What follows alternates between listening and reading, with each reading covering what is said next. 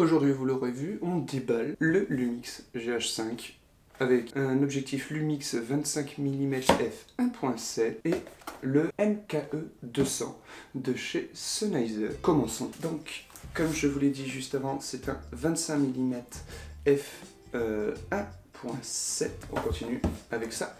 Hop là. Ok, pas mal, c'est joli. On voit directement le micro. On a quoi de fourni avec? On a une pochette pour le micro. Avec ça, on a une moumoute anti-vent, un dead cat, et avec ça, oh, intéressant, on a deux câbles de fournis, et enfin, la cellule, le micro,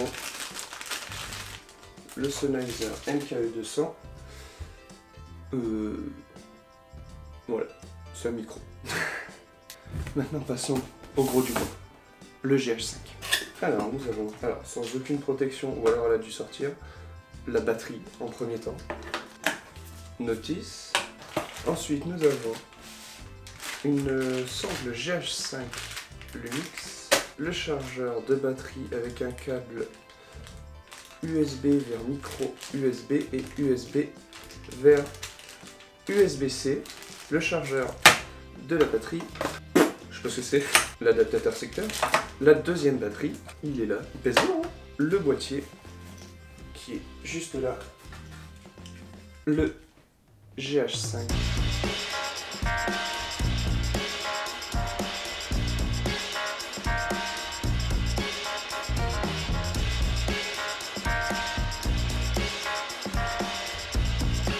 Maintenant qu'on a déballé tout ça, on va pas en faire un test complet aujourd'hui.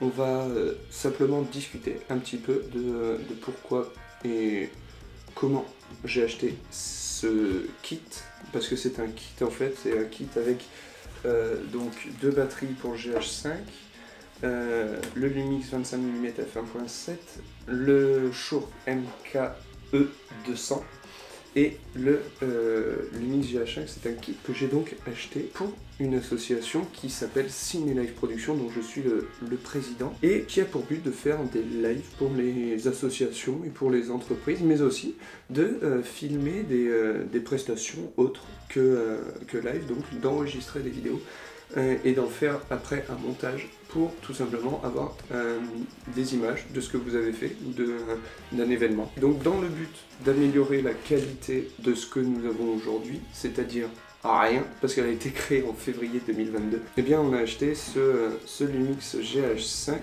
qui va aussi me servir car en tant que président j'ai décidé de me prêter ce Lumix GH5 pour faire bien, les vidéos sur cette chaîne YouTube. Ce qui fait que le Sony Alpha 58 va devenir le boîtier secondaire, donc pour les contre-champs ou des choses comme ça.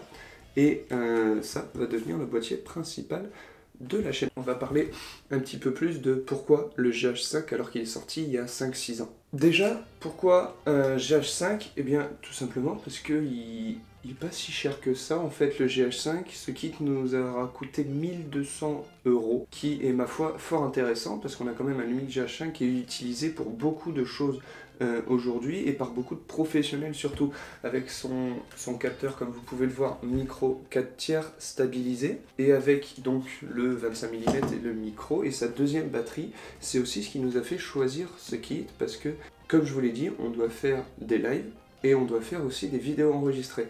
Et ce petit GH5 est très bon en live, mais est aussi très bon en vidéo enregistrée, beaucoup moins en basse lumière, mais il est quand même très bon, très polyvalent. C'est surtout ça qu'il faut retenir, c'est qu'il est polyvalent. Je viens de l'allumer et il y a des ventilos dedans qui ont un bruit énorme. Je vais essayer de vous les faire écouter.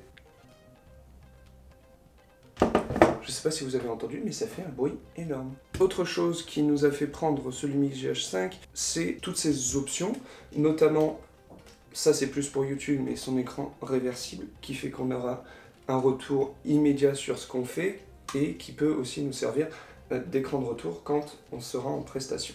Tous les avis qu'on a lus sur ce GH5, qu'on a regardé sur ce GH5, nous disent que c'est un excellent appareil qui est très polyvalent.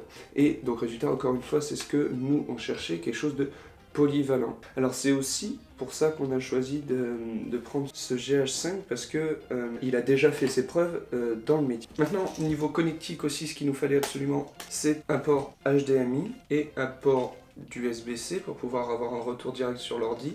On a aussi une prise casque, très important quand on fait de la vidéo pour vérifier notre retour. Ensuite, quand on n'a pas d'enregistreur externe surtout.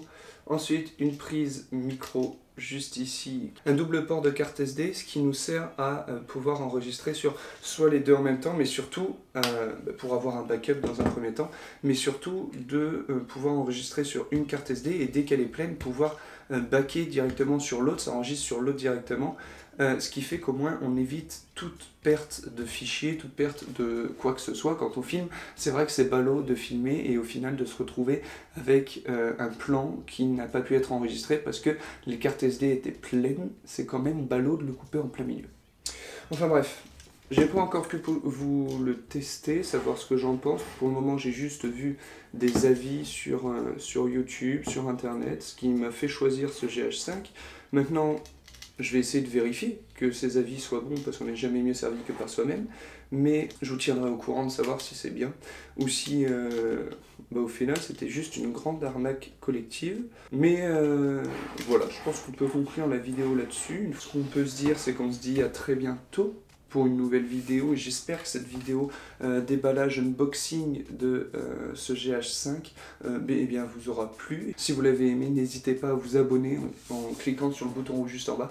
Et quant à nous, on se dit à très bientôt ou pas. Allez, ciao!